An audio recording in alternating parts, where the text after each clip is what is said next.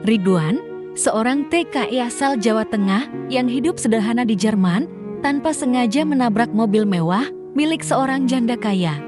Bukannya diberi ampun, ia justru dipermalukan dan dituntut ganti rugi di tengah perjuangannya mempertahankan harga diri dan mencari uang. Ridwan malah menemukan kenyataan mengejutkan. Janda itu adalah cinta lamanya yang hilang bertahun-tahun lalu. Dari konflik dan luka masa lalu, muncul kembali benih cinta yang belum padam meski harus melewati ujian harga diri, masa lalu yang rumit, dan kenyataan pahit yang tak terduga. Aku bukan siapa-siapa di Jerman, cuma seorang TKI yang kerja serabutan, bersih-bersih restoran, angkat galon, dan kadang jadi tukang cuci piring kalau ada yang absen.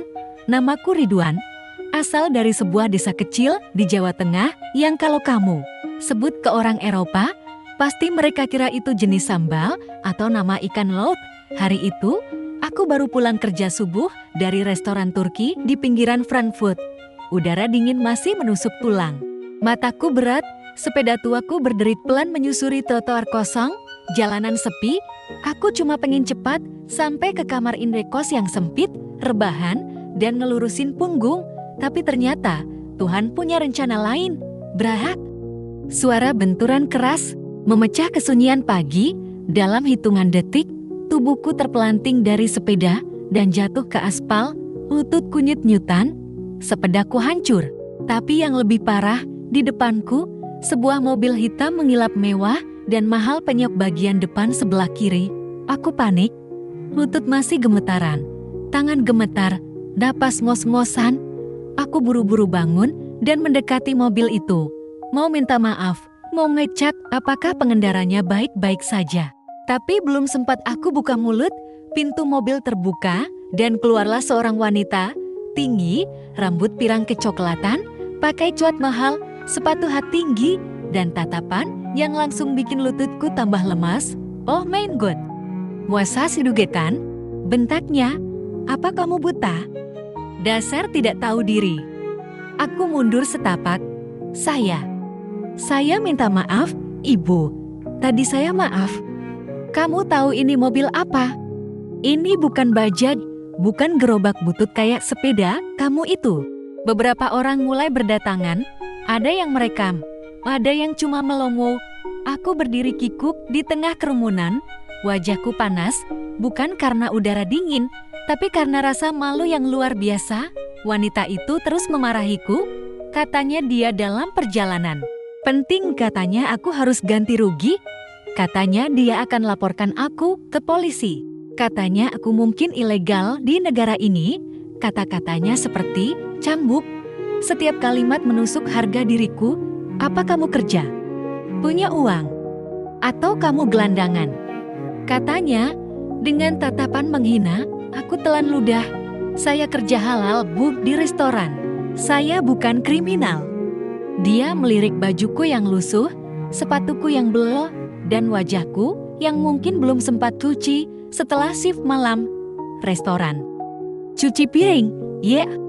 Gaji berapa? 400 euro. 500.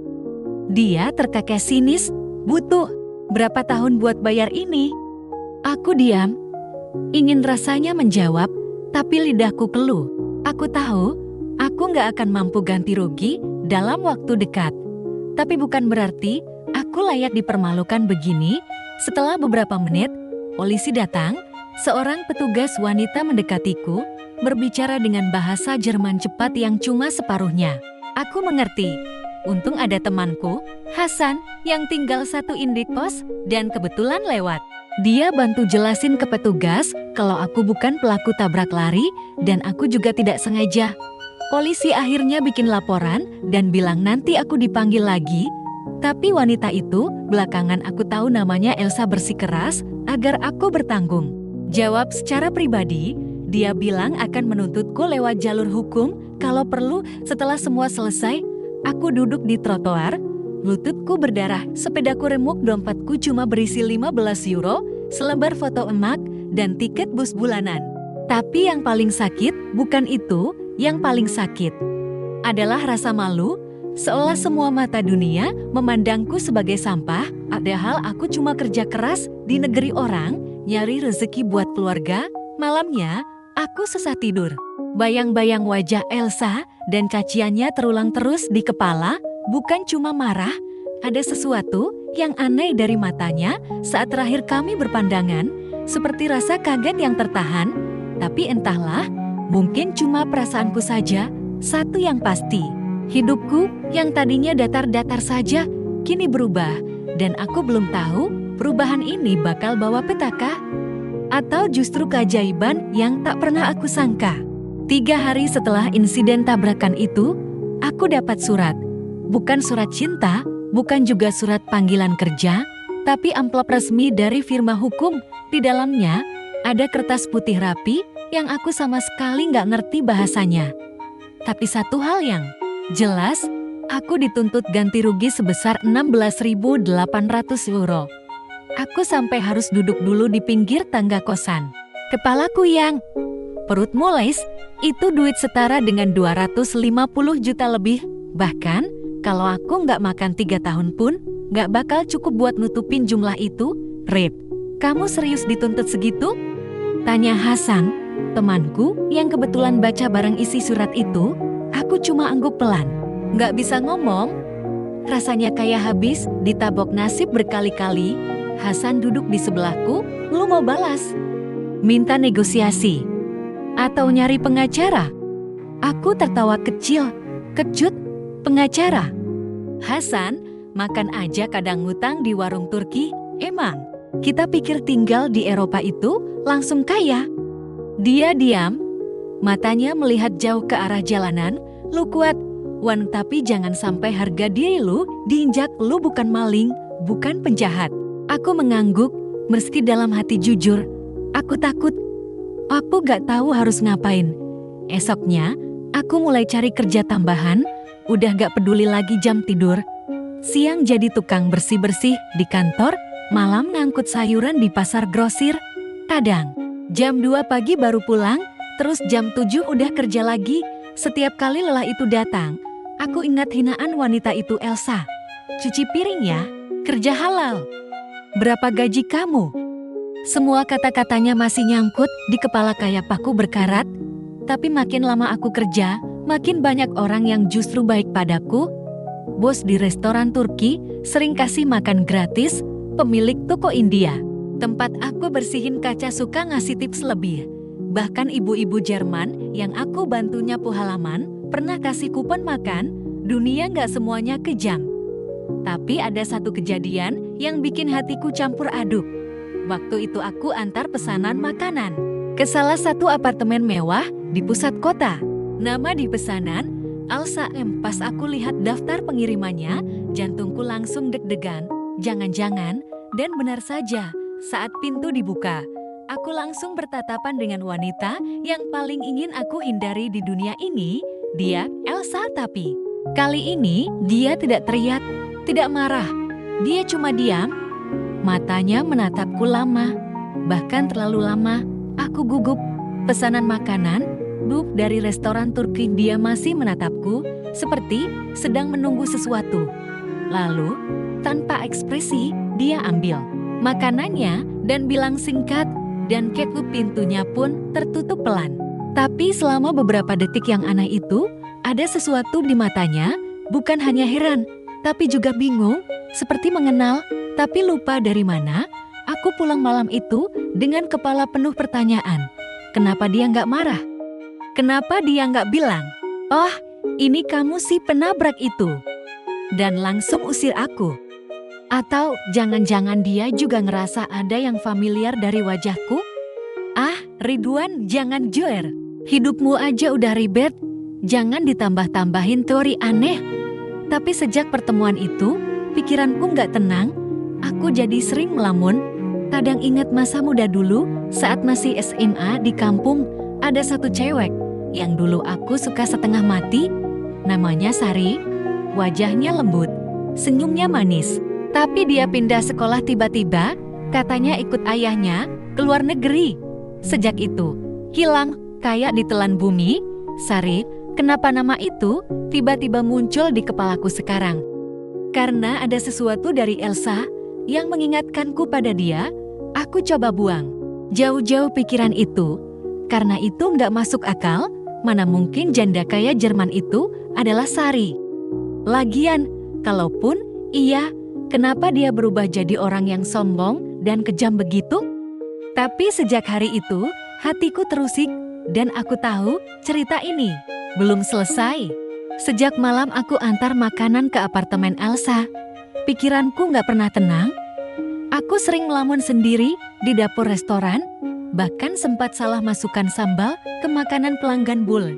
Padahal jelas-jelas mereka minta nos pici. Kepalaku penuh tanya, kenapa dia cuma diam waktu itu? Kenapa matanya seolah menatap jauh melewati wajahku? Apa dia nggak ingat aku?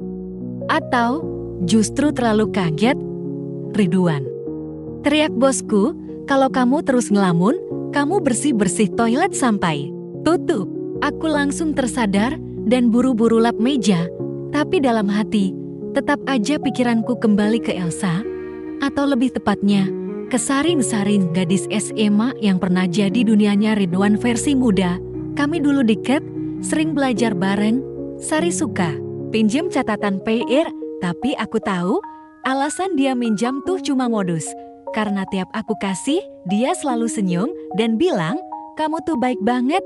Wano senyum itu yang bikin aku pulang sekolah sambil nyanyi sendiri di sawah. Tapi suatu hari, dia hilang. Kata tetangga, ayahnya pindah ke luar negeri karena kerja di kedutaan. Sari pergi tanpa pamit, tanpa kabar. Dan tanpa sempat aku bilang kalau aku suka dia. Makin hari, bayang-bayang Elsa makin menyerupai Sari di kepala aku. Gaya bicara yang rapi tapi agak kaku. Tatapan matanya yang tajam tapi penuh emosi. Dan tahi lalat kecil di bawah telinga kirinya. Aku inget banget Sari juga punya tahi lalat kecil di situ. Tapi masa iya? Masa iya janda kaya di Jerman ini adalah Sari, cinta pertamaku dari kampung? Keesokan harinya, aku nekat nyari info soal dia. Aku tanya-tanya ke pengantar makanan lain, ke bagian dapur, sampai ke bos kecil restoran. Siapa sih sebenarnya Elsa M. ini? Dia langganan tetap, kata bosku. Mantan istri orang penting. Dulu suaminya pengusaha konstruksi, tapi udah meninggal. Sekarang dia punya galeri seni.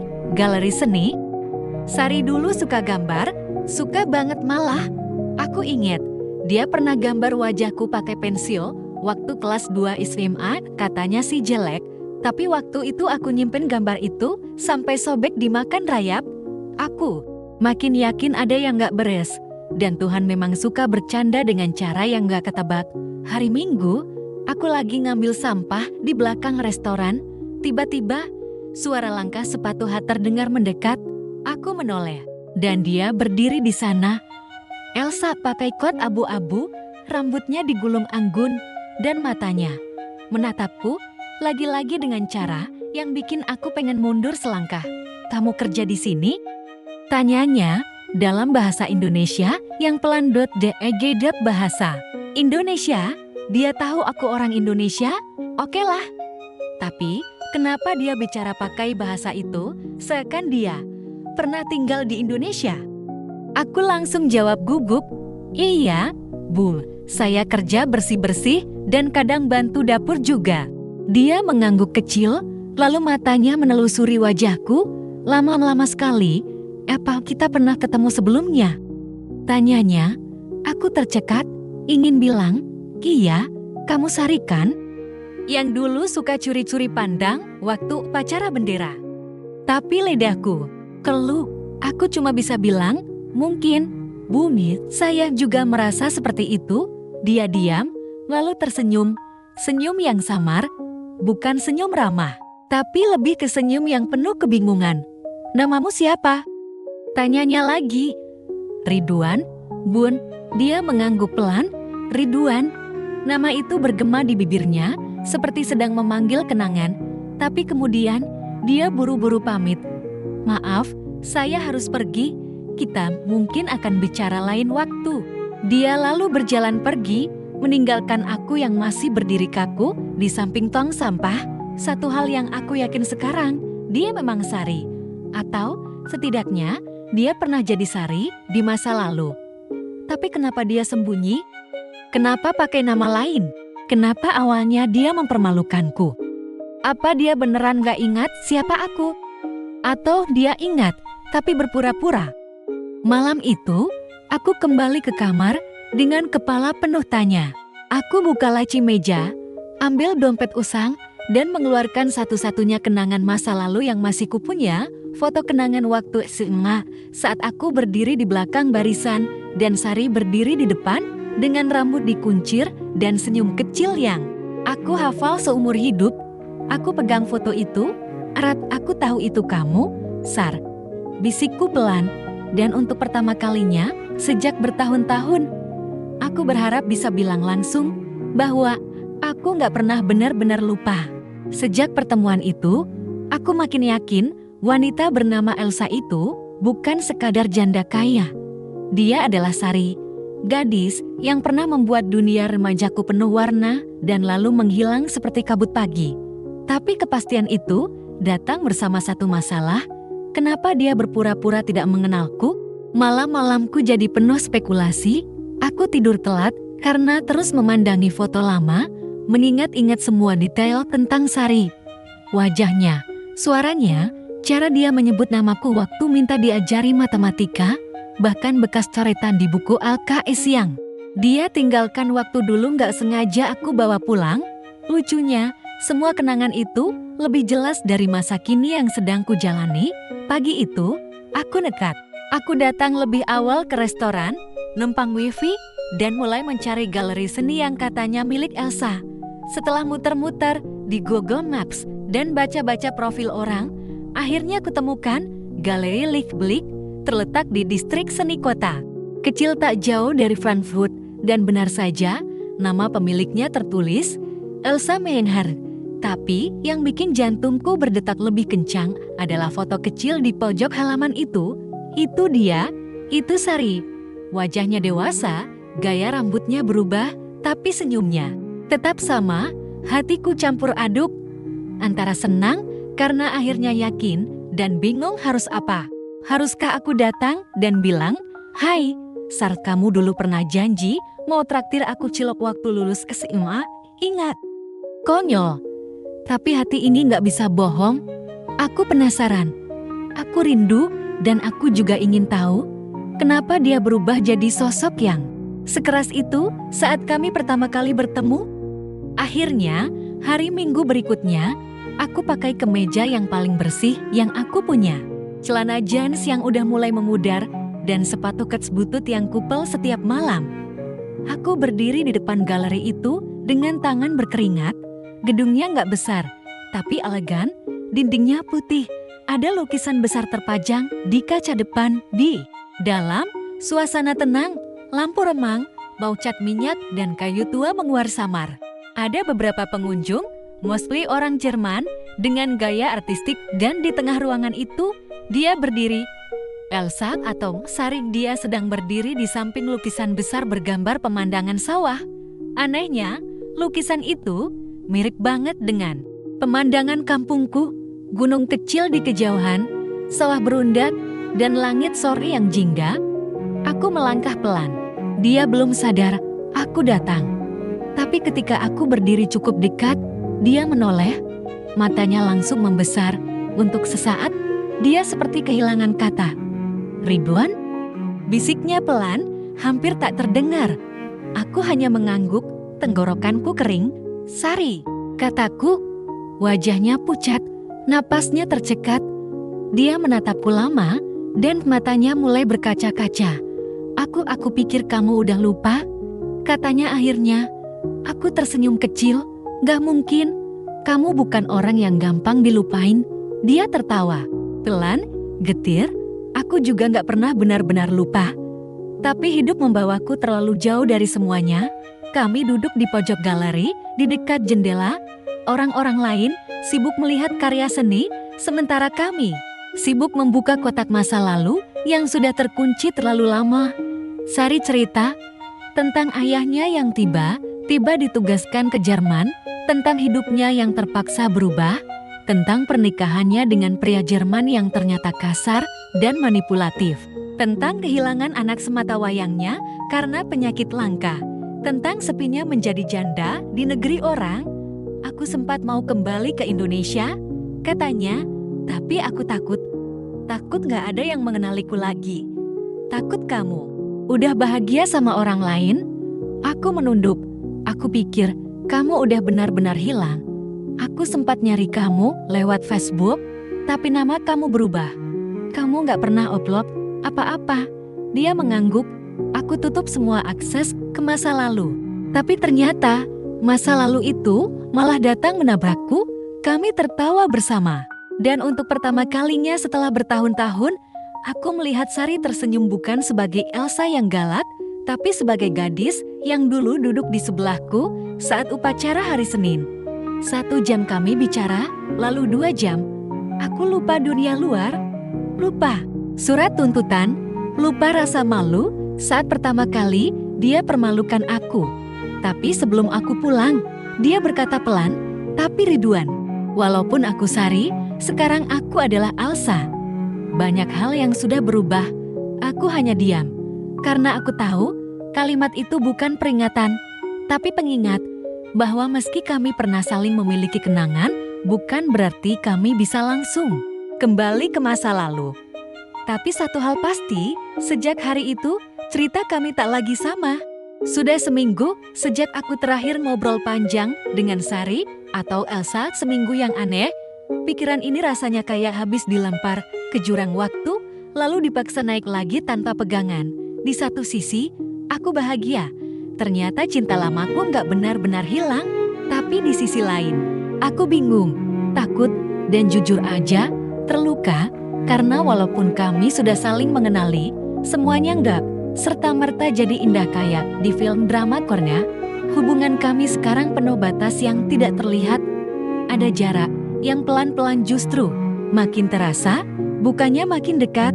Sampai suatu pagi, aku dapat pesan dari nomor asing, datanglah ke galeri jam 10, kita perlu bicara.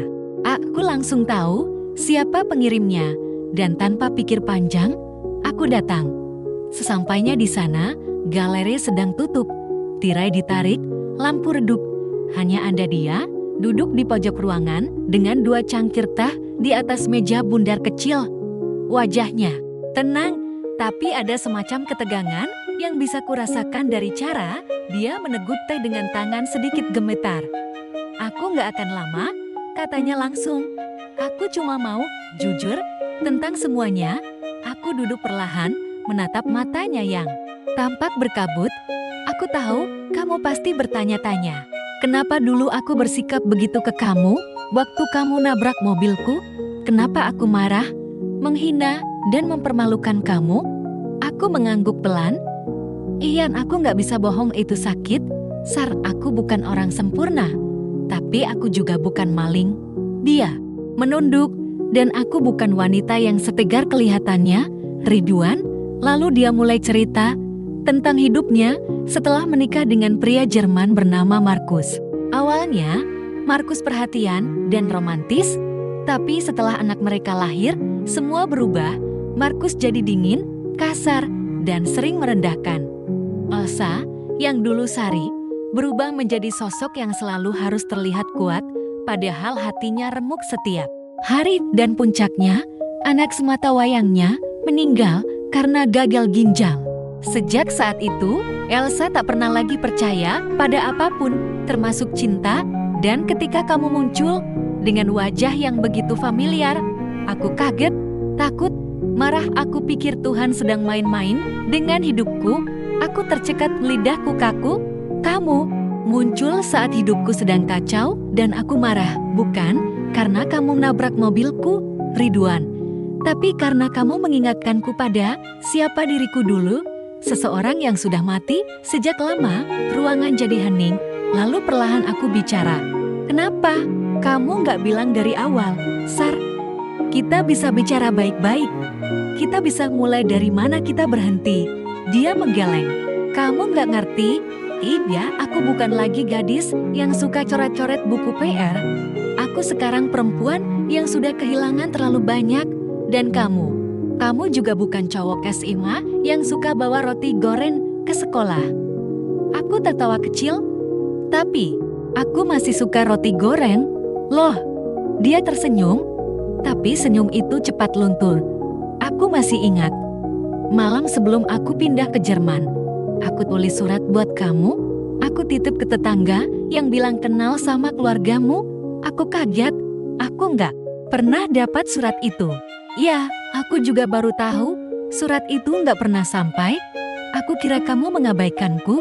Tiba-tiba, semua salah paham di masa lalu terasa seperti jebakan waktu.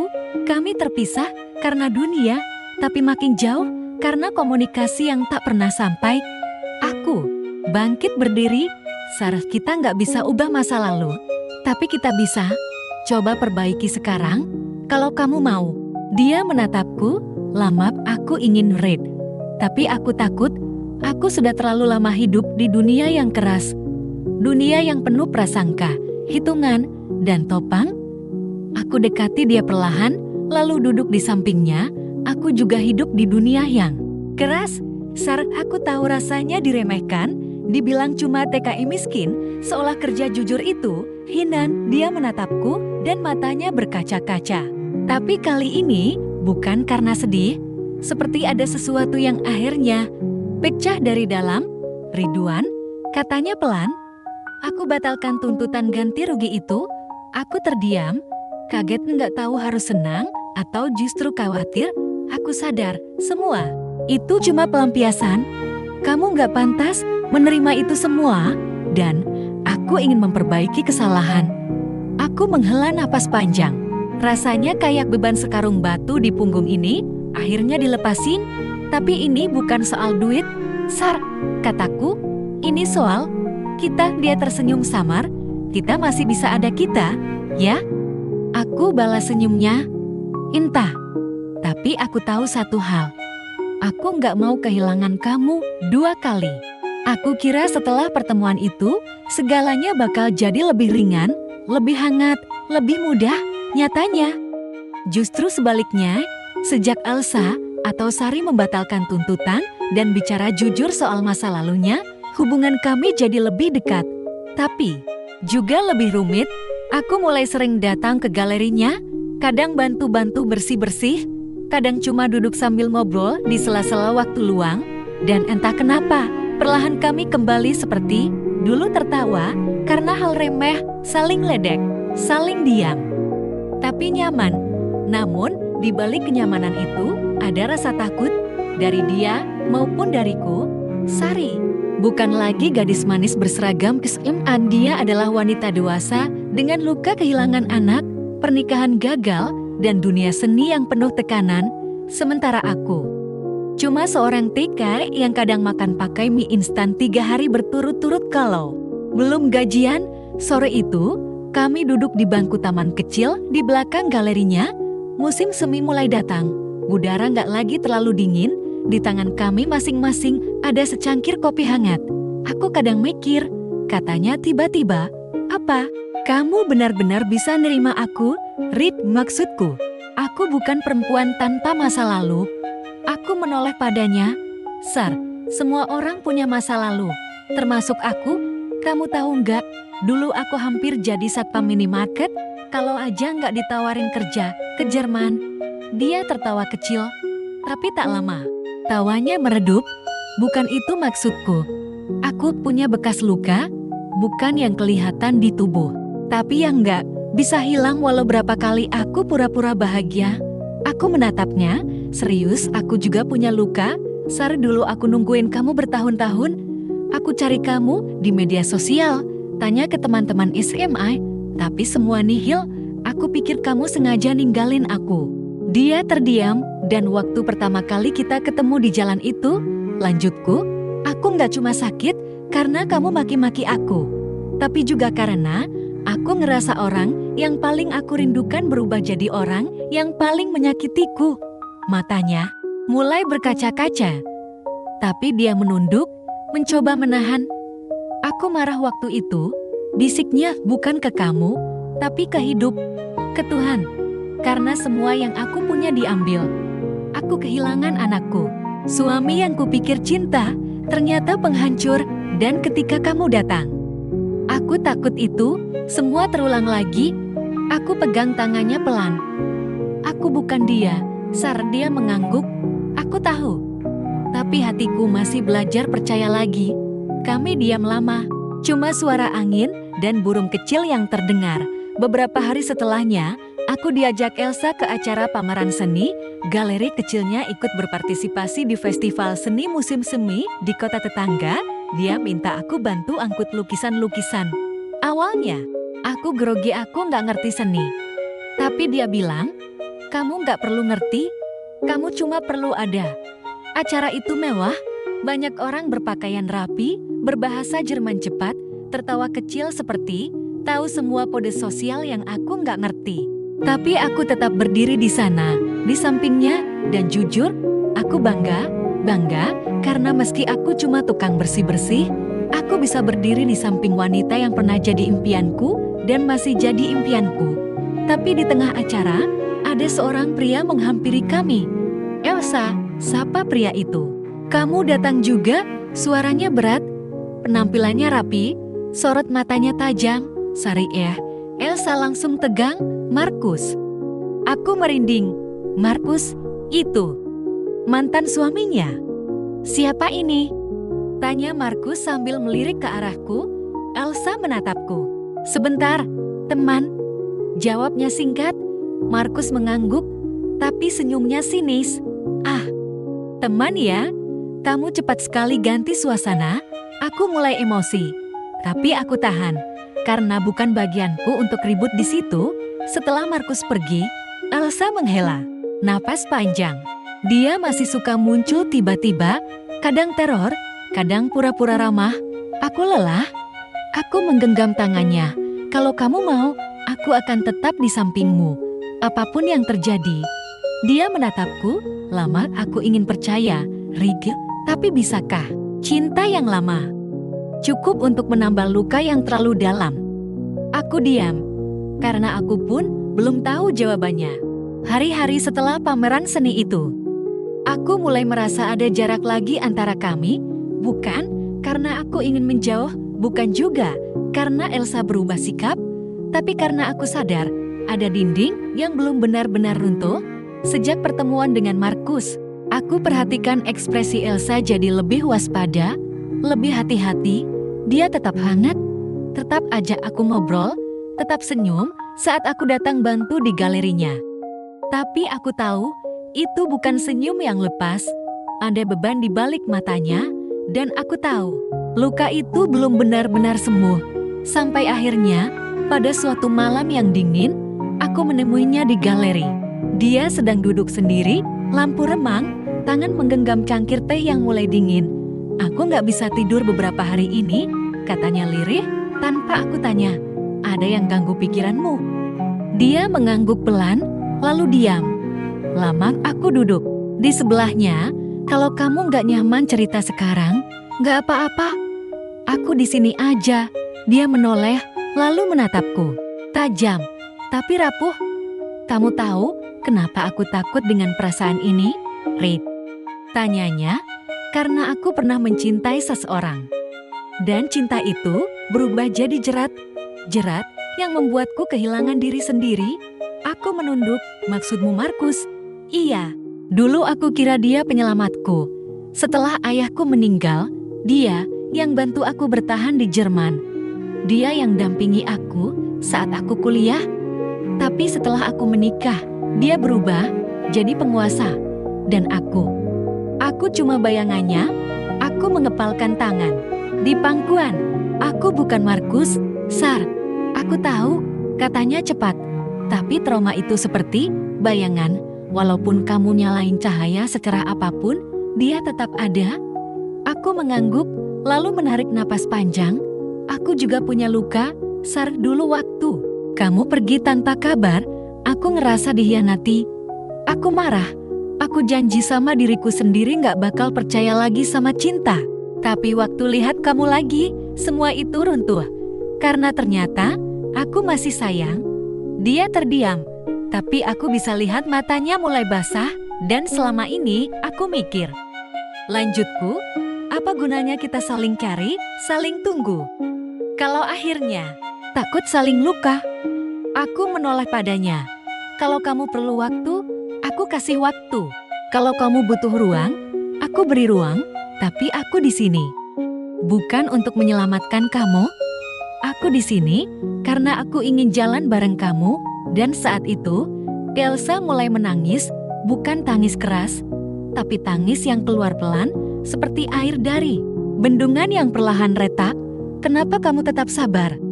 Tanyanya, padahal aku udah permalukan kamu, bentak kamu, bahkan hampir bikin kamu bangkrut. Aku tersenyum tipis, karena kamu adalah Sari. Orang yang dulu aku tunggu di halte. Sepulang sekolah, cuma buat ngasih es lilin. Dan sekarang, kamu adalah Elsa, perempuan kuat yang pernah jatuh, tapi tetap berdiri lagi. Kami duduk dalam diam. Tapi tangannya menggenggam tanganku erat untuk pertama kalinya. Tanpa takut, seminggu setelahnya, aku dapat kabar mengejutkan. Elsa atau Sari mengajakku bicara serius. Dia bilang dia ingin menutup galerinya sementara dan kembali ke Indonesia untuk beberapa waktu. Aku ingin menata ulang semuanya dan mungkin berdamai dengan masa lalu sepenuhnya, katanya. Aku kaget, tapi aku nggak marah.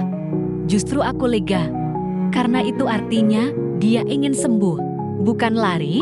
Kalau kamu pergi, aku tunggu, kataku. Dia tersenyum, atau kamu ikut? Tanyanya sambil bercanda.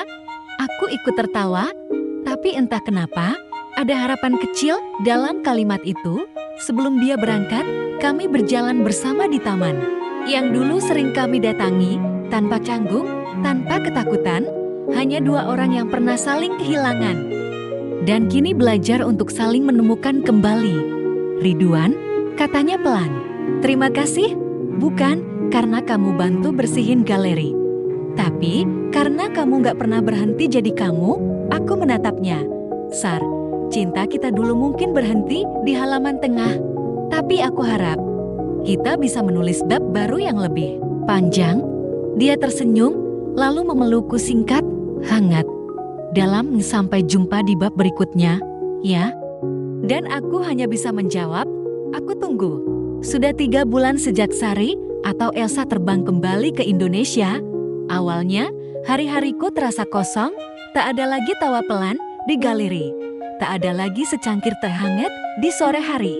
Tak ada lagi obrolan kecil tentang lukisan atau tentang hidup. Dan yang paling sunyi, tak ada lagi dia. Tapi aku nggak pernah menganggap kepergiannya sebagai akhir. Justru sebaliknya, itulah titik balik. Titik di mana dia mulai menyembuhkan dirinya dan aku. Menyadari betapa besarnya perasaanku padanya, kami masih saling berkabar lewat pesan, kadang video call. Saat malam minggu, Sari bilang ia menyepi di rumah neneknya di Jogja. Katanya, udara di sana masih sama seperti dulu, tenang, damai, dan penuh kenangan yang menggantung di langit-langit waktu. Kadang aku jalan kaki ke pasar pagi cuma buat nyium aroma tempe goreng, katanya waktu itu. Dan aku baru sadar, aku rindu Indonesia. Rid, aku tertawa waktu dengar itu. Terus kamu mau tinggal di sana selamanya? Dia diam sesaat. Entahlah, tapi aku juga rindu kamu. Detik kalimat sederhana itu cukup bikin aku diam sepanjang malam. Sari sempat kirim foto dirinya sedang duduk di teras rumah, mengenakan daster batik dengan rambut dikuncir dan wajah tanpa make up. Aku lihat perempuan yang tersenyum di foto itu. Bukan Elsa sang janda kaya dari Jerman, tapi Sari, gadis yang dulu suka coret-coret nama kita di sampul buku tulis. Sari baru mulai buka-bukaan lagi. Dia bilang selama di Indonesia dia datangi makam ayahnya. Dia juga minta maaf ke ibunya karena selama ini terlalu sibuk mengejar pengakuan di negeri orang, sampai lupa bahwa hidup bukan soal jadi orang besar, tapi soal punya hati yang pulang. Dan malam itu, dia kirim satu pesan panjang. Rid, aku pikir Dulu aku harus jadi kuat dengan cara menolak semua yang rapuh. Tapi ternyata, yang membuatku kuat justru kamu. Orang yang menerima semua rapuhku, tanpa minta aku berubah jadi orang lain. Terima kasih, karena gak pernah menyerah. Aku baca pesan itu berkali-kali. Dan malam itu juga, aku nekat buka tabungan. Uang yang tadinya kukumpulkan buat nyicil sepedaku, yang baru, langsung aku tukar jadi tiket pesawat. Tujuanku jelas, pulang. Tapi bukan pulang karena lelah. Bukan juga karena gagal, aku pulang. Karena akhirnya aku sadar, kadang cinta yang paling tulus justru ditemukan setelah perjalanan paling panjang. 2 minggu kemudian, aku berdiri di depan rumah joglo tua yang asri di pinggiran Jogja, udara hangat, suara burung, dan bau tanah basah setelah hujan menyambutku, dan di teras rumah itu, dia berdiri saridot wajahnya terkejut, matanya membesar. Tapi dalam beberapa detik, semuanya mencair, dia berjalan cepat ke arahku, lalu memelukku tanpa kata. Tak ada kalimat manis, tak ada musik mengharu biru. Hanya 2 orang yang akhirnya pulang. Beberapa bulan setelah itu, kami memutuskan untuk kembali ke Jerman bersama. Sari kembali membuka galerinya, tapi kali ini ia tidak melakukannya sendiri. Ia ajak aku ikut, bukan sebagai pekerja, bukan juga hanya sebagai teman, tapi sebagai pasangan. Ya, kami menikah secara sederhana di KBRI Frankfurt. Hanya ada 5 tamu, sepotong tumpeng, dan 1 lagu dangdut yang aku nyanyikan karena dia maksa. Banyak yang nyinyir, banyak yang tanya, janda kaya kok nikah sama TKI cuci piring? Tapi aku dan dia cuma tertawa, karena kami tahu, hidup bukan soal gengsi, tapi soal siapa yang rela tetap tinggal saat semua orang pergi. Sekarang, aku jadi manajer operasional galeri kecil milik istri. Yang dulu juga cinta pertamaku. Tiap pagi, aku seduh kopi buat dia. Tiap malam, kami cerita soal hari-hari kami. Kadang berantem gara-gara hal sepele, kayak kenapa aku nggak lipat handuk rapi. Tapi ujung-ujungnya, kami selalu tertawa. Kadang, aku masih nggak percaya. Dari seorang yang dulu tidur di kamar sempit dengan kasur tipis dan gaji pas-pasan, aku sekarang tinggal di apartemen kecil yang nyaman bersama perempuan yang dulu hanya bisa aku bayangkan di mimpiku, bukan karena aku menang undian, tapi karena cinta yang sabar ternyata memang punya cara sendiri untuk kembali.